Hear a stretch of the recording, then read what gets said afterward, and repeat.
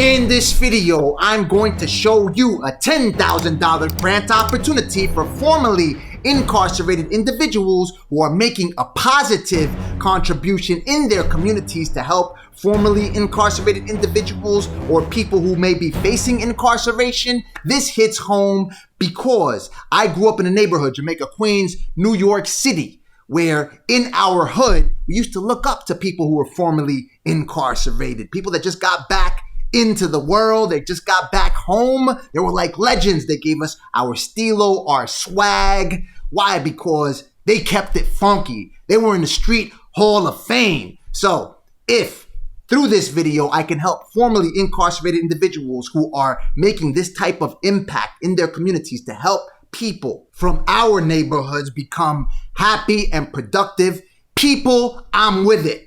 Submit applications for 2023 Canary Impact Prize. The Canary Impact Prize is designed to promote community, build capacity, and provide support to formerly incarcerated leaders focused on achieving transformative impact through the launch of systemic solutions. So, if you have plans lined up to help formerly incarcerated people, or you are making a positive contribution in your community, this is for you. Donor name, Canary Impact Fund. All states, all counties, prize deadline, May 3rd, 2023. Size of the grant, $10,000. The Canary Impact Prize aims to invest in formerly incarcerated leaders and visionaries closest to the issues, namely those that are driving creative, innovative, and systemic approaches to advance social justice. So, what are the ways that you can help people that may be facing incarceration or have been formerly incarcerated and they're trying to do something productive? They're trying to get a job and perhaps they encounter the challenge of not being able to find work because they have to undergo background checks or whatever obstacles that people who are formerly incarcerated encounter. Cultivate a collaborative community of formerly incarcerated social justice entrepreneurs to promote the development and potential reach of solutions that address complex and interrelated issues. So they want you as a formerly incarcerated person to be able to work with other people who are also formerly incarcerated. So you can have a big mastermind and be able to come up with creative solutions to help those people who need to maneuver through the legal system and ensure they do something productive for themselves and for the rest of the people that they impact during their lifetimes. Leverage the innovation of formerly incarcerated leaders to plant the seeds of social justice, solutions that have the greatest potential for decarceration and reenfranchisement. If you were formerly incarcerated, and now you are doing something productive for yourself and for the people around you, you've come up with all kinds of creative solutions. Why? Because you've been in a situation that, like me, you barely have any resources. Perhaps even worse. I can't say like me, because once you're incarcerated, that is when you realize how much access to the resources available in this country you have lost. I see that when I visit perhaps Colombia, where my family is from, a third world, where when you're broke, when you have nothing, you really have nothing. Here, at least in the most underserved area, nonetheless, there are lifelines all over the place. There's still safety nets. There's probably a church that's got food somewhere. There's food all over the place out here. I mean, frankly speaking, and I came from one of the poorest neighborhoods in New York City. I know New York does provide a lot of lifelines, but listen, if you don't have a lifeline where you're at, hit New York. They've got pantries all over the place. That's why New York is so packed, because people go there and there's so much more opportunity for the state to help you out. Now, I know that perhaps there aren't as many services or safety net services in other states. Nonetheless, in this country, if you are in any part of this country, you can visit places like New York. These states, not being politically leaning towards one side or the other. I'm apolitical, as you very well know. All of you who've been following me from the jump through the economic injury disaster loan. I have never been in a position where I have been completely hungry. And because there are places where I can go. And I had the fortune of having friends that always had food. If I didn't have food in my house, and I didn't grow up by myself, but I grew up in my grandfather's house because I had to leave my mother's house because they were threatening to put me in a delinquent school because I got into so many fights and I had skipped so much school. I had skipped like 80% of my school year when I was in 10th grade, so graduated by the skin of my teeth. Anyway, that's a story for another video. And I was on the street, always trying to get mine. I was visiting my friend's house where they always had a plate of food for me, thank God. My point being is that I just see so many ways for you to be at least fed in this. They got food stamps, they got Medicaid, welfare, all kinds of benefits, all right? And even if you don't leverage those benefits, there are ways for you to always get something. There's always ways for you to get a check. I've got an uncle. I'll just go ahead and lay it out now so you can see where I came from. That he lost an apartment. He was only paying $400 on a monthly basis. And because he had an addiction, if he would have gotten a $200 welfare check, he would have had at least half, 50% of the $400 to pay for this apartment. He didn't do that because even if he got any type of assistance, he blew it on booze. So, lost the apartment, $400 a month. I would have paid like 10 years worth of rent if I would have had that gang right there. Anyway, prize information awardees will receive $10,000 prizes, year-long access to additional supports, a cohort experience, prize eligibility. Apply as an individual, formerly incarcerated. You have never been awarded a CIF prize. Not applying to fund lobbying activities, must be based in the U.S. and have a geographic focus in the United States. So as long as you are in this country, formerly incarcerated, never received an award from this organization, and you're not trying to lobby, I guess it doesn't matter if you have a criminal record, you could go ahead and lobby politicians as long as you got the game. If you want more information, visit the Canary Impact Prize page. Here's the page. I will include a link to this page on our spreadsheet where you can find links to information, resources, and application portals to grants for everyone and all kinds of resources for people who want to become productive people, learning technology, finding work from home jobs. Click the subscribe button and click the bell notification to stay on top of what's going down in every funding and marketing opportunity and every single resource that I encounter for veterans, disabled people, students, now formerly incarcerated people, everyone. The degree of civilization in a society can be judged by entering its prison. This is their information. I'll just go ahead and read what they're about. Their mission is dedicated to funding decarceration organizations and initiatives that are led and or meaningfully informed by leaders who are directly impacted. Our purpose is to inspire other philanthropists to do the same. So if you have been incarcerated in the past, you're an ex-con, formerly incarcerated, whatever, you have experience, real life experience, that you know how to maneuver yourself through the legal system to the point that you are now free. So that experience is valuable to somebody else.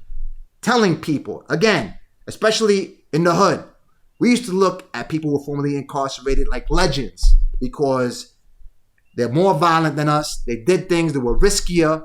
They kept it funky. I knew dudes that we would be in and out of jail on a regular basis. I wasn't in jail like that. One dude I could cite in particular, in and out of jail, looking towards self-destruction. He'd be the type of dude that walk up on drugs dealers with a Uzi and just spray it in the air. Like, give me loot, come out your pockets. All of the drug dealers had to come out their pockets until the day where he stabbed some dude that was selling drugs in his neighborhood. He knocked on a dude's Lexus window. Dude rolled down his window as if he has a manual way to roll down the window in a Lexus. No, anyway, he rolled down the window. He stabbed the dude in the face. Then he was strong on arming these people. He would visit them in Harlem and he would force them to give him dope, manteca, the girl, and money. And one time, these dudes, they gave him what's called a hot dose. Hot dose meaning a poisoned dose of heroin. He gave it to his brother-in-law. Then his brother-in-law ended up stiff on his sister's sofa, his wife. Then one day he walked out of his sister's house out in the Bronx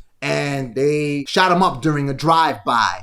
His nephew, who I spoke to regularly, he walked out, he didn't see any blood anywhere, but then when he picked them up, he saw all this warm blood gushing out of the holes that the bullets punctured in his body. And this was a dude, as I said before, a legend because he held his block down. But now, being an older and wiser person, I know that's not the way.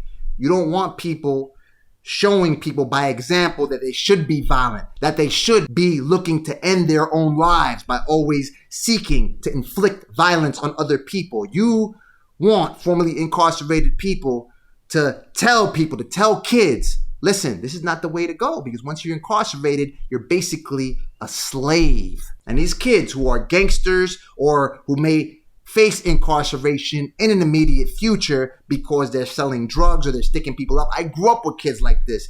They were giving out 3 to 6s like peanut butter cans on a welfare line. About us, why we exist. Philanthropic foundations often award grants to organizations, initiatives with a significant amount of distance between them and the causes that they support. The SIF, as a body of people directly impacted by the judicial system, sees the shortcomings in the current funding practices, mostly regularly applied, serving as the primary resource vehicle for the field. Using our unique perspectives, we aim to improve the connection between philanthropy and the communities it serves, while empowering organizations that exemplify integrity and accountability in their efforts to collaborate or work with people directly and indirectly impacted by the causes they support. So they want people who have been affected by the judicial system. Canary Impact Prize, the 2023 Canary Impact Prize has officially launched. Click here to access the application. The 10 for 10 prize aims to invest in formerly incarcerated leaders and visionaries closest to the issues, namely those that are driving creative, innovative, and systemic approaches to advance social justice. More about their mission: cultivate a collaborative community of formerly incarcerated social justice entrepreneurs to promote the development and potential reach of solutions that address complex and interrelated issues, leverage the innovation of formerly incarcerated leaders to plant the seeds of social justice solutions that have the greatest potential for decarceration and re-enfranchisement. What to expect? The 10 for 10 prize will identify, support, and advance breakthrough ideas and innovations that address complex systemic issues focused on ending mass incarceration in the United States. Awardees will receive a $10,000 prize, year-long access to additional supports, a cohort experience. The prize is designed to promote community, build capacity, and provide support to formerly incarcerated leaders focused on achieving transformative impact through the launch of systemic solutions. Before you apply for this thing, take a look at the people who have already won. Christian Bolden, Chandra Bazelko, Chaz Moore, Keita Hayes. Go ahead and click this bio page right here, and each link will load up their LinkedIn profile. Robert Hunter, distinguished professor and associate professor at Loyola University, New Orleans. Like me, he knows that education is the key to liberate yourself from all of these issues that we encounter. As people who live in underserved communities in the hood, then you know that getting locked up, it's probably like nothing. It's almost like a rite of passage sometimes, because there are people looking to always take advantage of people in communities of color where minorities are the majority. They used to pay kids in my hood to stand in a lineup just to see if a victim would point them out. People who had nothing to do with any crime whatsoever. At that point, people just playing ball or whatever. People just getting locked up without being involved in a crime. That's what happened to the kids that got charged with the rape out in Central Park decades ago.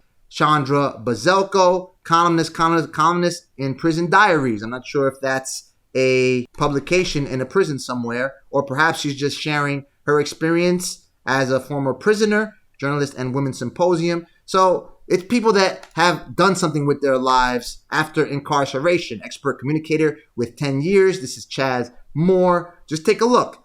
Or if you haven't done any of this stuff, then this is the kind of portfolio that you want to start to build. Listen, time is going to go by regardless. I didn't come into the world with a major portfolio, having worked with the Barack Obama 2012 campaign and working for AOL and the Nielsen Company. No silver spoon in my mouth. I grew up with a single mother, came from Jamaica, Queens, New York City. I used to see crackheads crowding corners like it was Thriller. People shooting up on Jamaica Ave, on Suffin, people getting shot up, drug dealers blasting spankies at garbage cans for shooting practice. I was fortunate enough to walk out of several stick-ups before they even happened. Dudes almost shot me and stabbed me just for no reason, just because they wanted to get a stripe for stabbing and shooting somebody. So it's never too late to start your portfolio, start to get in school, and then take whatever it is that you could learn and go ahead and share that with people in your community, just to let them know that there is a way for them as well. It's not just about facing a 3 to 6. I used to think that the only way that you can make real money on this planet was doing something like drug dealing or something illegal. Then I come to find out there's people getting $10,000 checks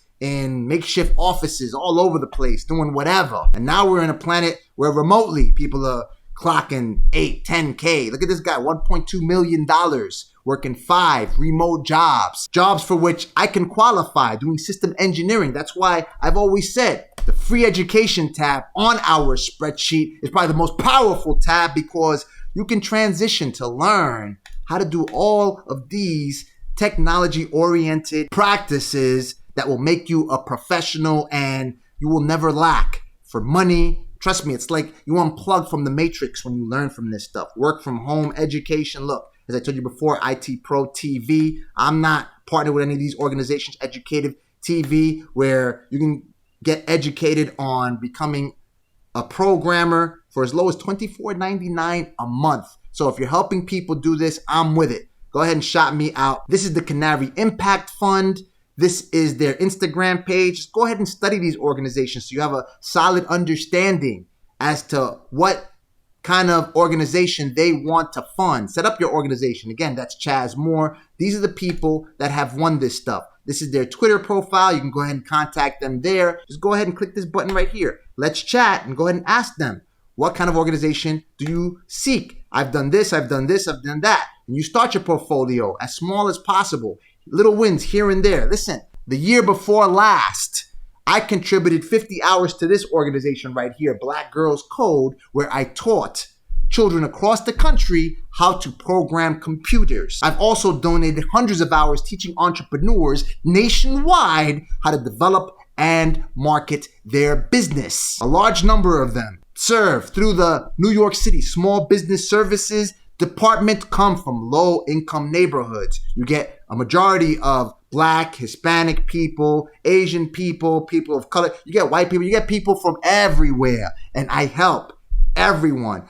The classes, the ones that I held for free, for which I did not get paid, they would be scheduled for an hour. I used to stay there 3 and 4 hours answering people's questions. Here are the people who are the administrators of this program. Michelle A. Diaz, member chairwoman. Kyla Woods, member. Olivia Walker. They don't have links to their profiles here as far as I can see. Take Michelle A. Diaz, who is the member, plus the chairwoman, right? Chairwoman, Canary Impact. There it is, right here. You could perform even more research. Director at National Crittenden. Oh, she studied at Borough Manhattan Community College. I graduated top 2% of my class, baby.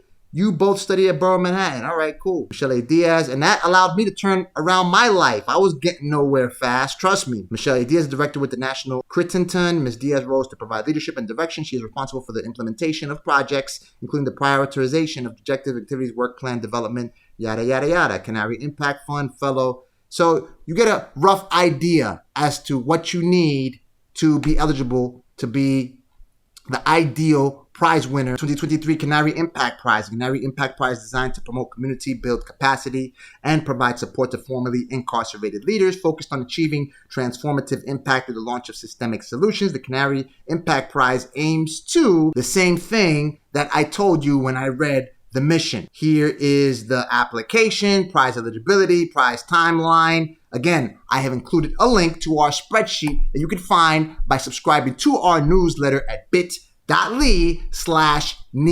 Rod. Watch the video you see on the screen right now so you can stay on top of what's going down.